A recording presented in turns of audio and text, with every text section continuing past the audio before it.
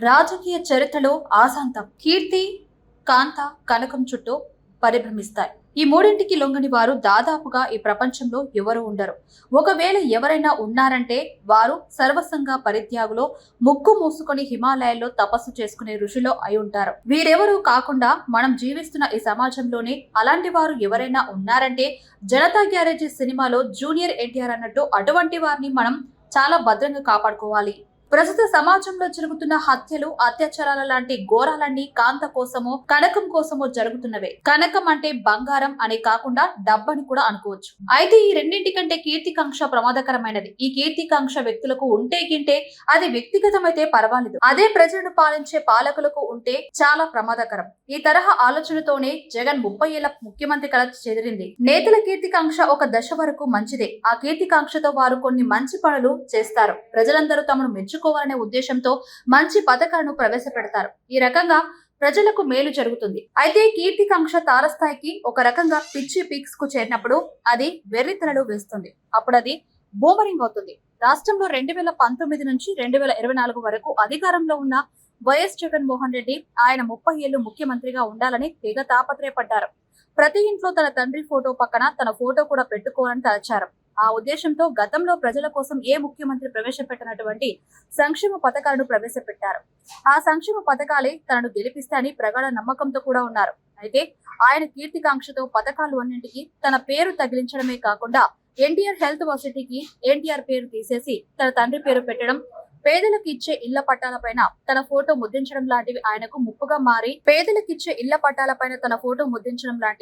ముప్పుగా మారి చేటు చేశాయి. ఇది ప్రజలకు ఏం చేటు జరిగిందంటే ఆయన ఫోకస్ అంతా సంక్షేమంపై పెట్టడం. రాజధాని అమరావతిలో కొనసాగిస్తే అది చంద్రబాబుకు పేరు వస్తుంది కానీ తనకు రాదని, తనకు పేరు రావాలంటే 3 రాజధానులు అంటూ 3 ప్రాంతాలు అభివృద్ధి చేయాలనుకోవడం, ఇలా రాజధాని అంశాన్ని రాజకీయం చేయడం రాష్ట్ర ప్రజలకు చేటు చేసింది.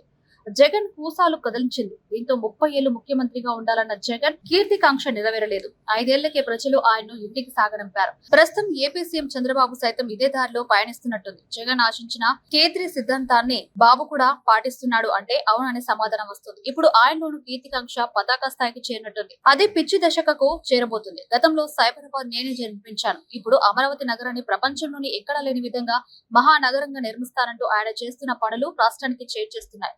ఇటలీలోని వెనిస్ నగరంలో నది తీరంలో రాజధాని నిర్మించాలనే ఆయన ఆకాంక్ష 3 పంటలు పండే భూములను స్వాధీనం చేసుకుంది.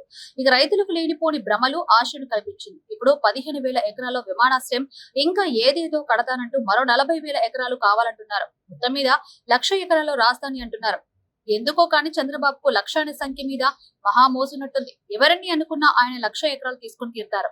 మబ్బులను చూసి రైతులు కుండలోని నీళ్లు పారబోసుకున్నట్టుగా ఉంది అమరావతి రైతుల వైనం. 11 ఏళ్లైనా ఆ మబ్బులు కాసుల వాన కురిపించలేదు. ఇప్పుడిప్పుడే కొందరి రైతుల కళ్ళు తెరుచుకుంటున్నాయి. అయితే చంద్రబాబు మళ్ళీ సీఎం అయ్యారు కదా, ఈ 5 ఏళ్లలో రాజధానిని ఒక స్వరూపానికి తెచ్చేస్తారు. తమ ఫ్లాట్ల రేట్లు పెరుగుతాయని ఇంకా చాలా మంది రైతులు ఆస్తూనే ఉన్నారు. కానీ రాజధాని కోసం బాబు రాష్ట్రాన్ని అప్పుల ఊబిలో కురుస్తున్నారు. సంపద సృష్టిస్తానని ఇప్పుడు మనల్ని సలహా చెప్పమంటున్నారు. P4 అంటూ పేద జనాలను మీరే దత్తత తీసుకుని అభివృద్ధి చేయమంటున్నారు. ఇక ప్రభుత్వం చేసేదేమిటో అర్థం కావడం లేదు. 1000 ఎకరాలు కార్పొరేటర్లకు 99 పైసల నామమాత్రపు ధరకు 99 ఏళ్లకు వీసా ఇచ్చి కమిషన్లు బుక్కేస్తున్నారు. ఈయనకి ఇంకో 5 ఏళ్ళో 10 ఏళ్ళో ఉంటాడు. ఆ తర్వాత ఆయన పుత్రరత్నమో ఇంకో ఆనిముత్యమో మన నెత్తి మీదకి కూర్చుంటారు.